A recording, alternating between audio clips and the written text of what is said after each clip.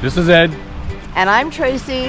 I'm Mr. Con. Welcome to Koh Phi Phi.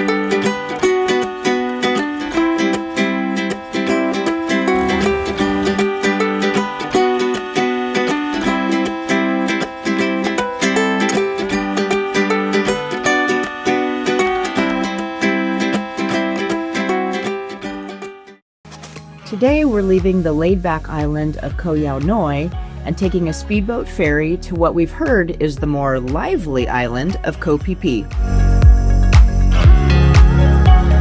The water approaching the Tonsai Pier was absolutely beautiful. After we got off the ferry, we found a man holding a sign with our resort's name and were told that we had to wait about an hour. So we got a quick bite to eat and now we're off to our resort via a traditional longtail boat. Disembarking straight into the water certainly added to the novelty of our island hopping experience. Koh Phi Phi is known to be a touristy island with a party atmosphere, but our resort is located off the beaten path, helping to avoid the hustle and bustle of the younger tourists.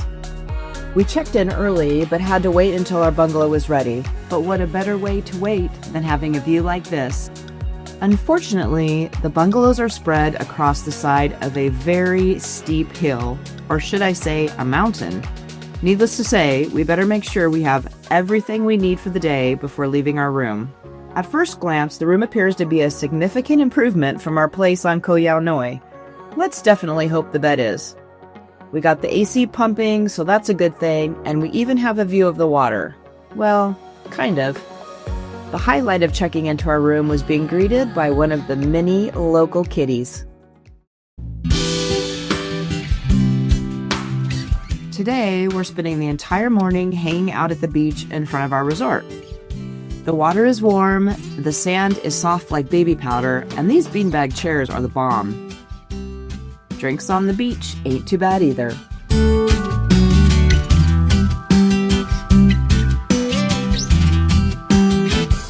After we got our fill of vitamin D, we headed into Tonsai Village, which is the main hub of the island. During the day, the highlight for most tourists strolling through the village is shopping and eating.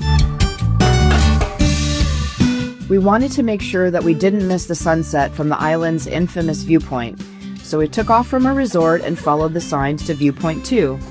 This route took us on a windy 2-mile road, pretty much all uphill, but it was all well worth it when we got to the top.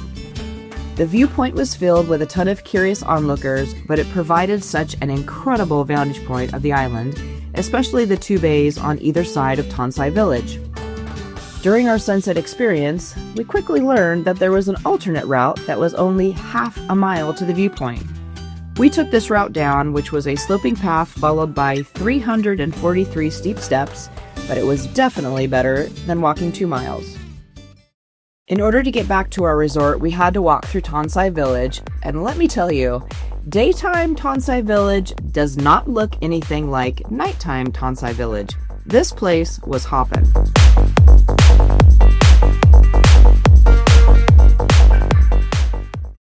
As we strolled through the village, we stopped to watch a fire show, which is held every night and is totally free.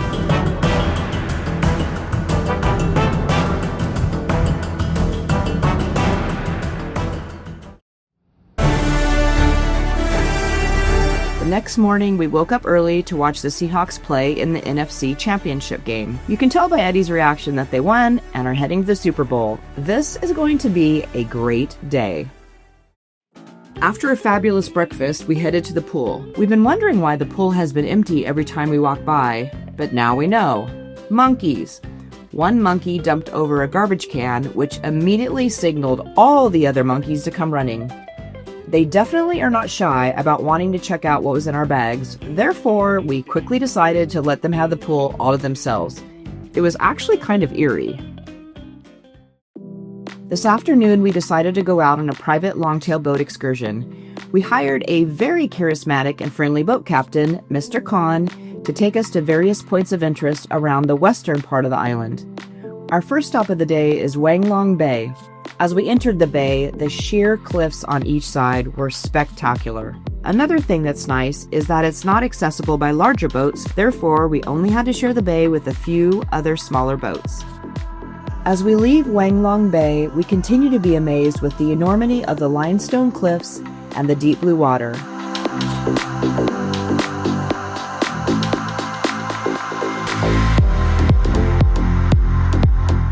Monkey Beach is home to the macaque monkeys, and there was no shortage of these intriguing creatures. Monkeys are cute. However, I was still leery about getting too close to them, especially when there is a lifeguard walking around with a giant stick just in case they act up. They did get quite aggressive when they saw a guy with french fries. They took them right out of his hands. Before leaving, we checked out this shipwrecked boat that actually had Seattle inscribed on the side. Next on our itinerary was snorkeling off the coast of Nui Beach. The water was so beautiful and so clear. Next, we headed over to Lolana Bay, where we did a little more snorkeling.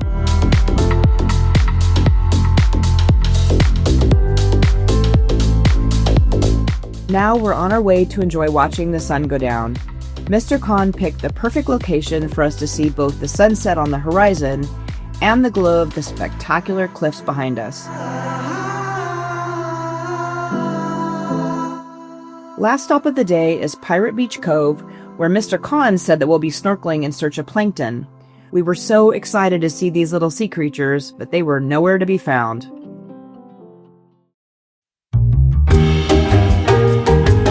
This morning we set off to explore some beaches along the coast that you can reach by walking a mile or taking a long-tail boat taxi. The path is very steep with lots of steps and even some spots where you have to use a rope for assistance. We stopped at Love Beach first for a quick hop on the rope swing. It was a small beach with a little bungalow bar to grab a drink or snack. We continued our walk to Viking Beach. This beach was smaller, with a resort on site, so it had massage beds and beanbag chairs, but we think they were just for guests of the resort. The furthest beach we visited was Long Beach. It also had a resort on the site with first-come, first-served beach chairs and umbrellas. This was the largest of the 3 beaches we visited. This morning we're heading out bright and early on another trip with the fabulous Mr. Khan. Our first stop was a drive by the Viking Cave. This cave is known for the industry of harvesting edible bird nests that are a delicacy used primarily in a Chinese soup. From there, we toured through Pile Bay, which was surrounded by stunning limestone cliffs and crystal clear blue water. It was breathtaking.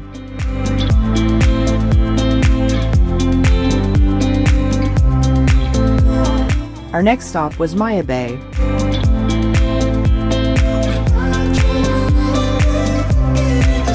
We weren't allowed to swim since it's a protected area to help the coral reef recover from over-tourism. And it's also a sort of nursery for baby black-tip reef sharks. It was very busy with lots of boats and tourists, but man, it was so gorgeous. We highly recommend visiting and seeing this amazing bay. You can drive around the backside of Maya Bay and snorkel there, which we did. 300 yards from here is a breeding ground for sharks, and they're not going to come where we're snorkeling?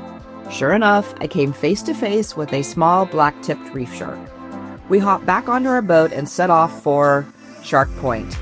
After already experiencing small sharks, we weren't quite sure we wanted to be in the water with bigger ones, but never try, never know, right? We kept looking to the right and to the left, hoping nothing would sneak up on us, and then bam! Out of nowhere, a shark swam right by us. We saw a couple more sharks after that, and I told Eddie, let's get the heck out of this water. After a full morning adventuring with Mr. Khan, it was time to head back to our resort.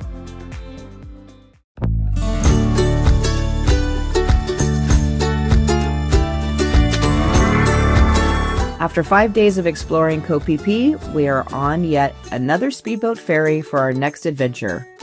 Next stop, Koh Lanta. Thanks for watching.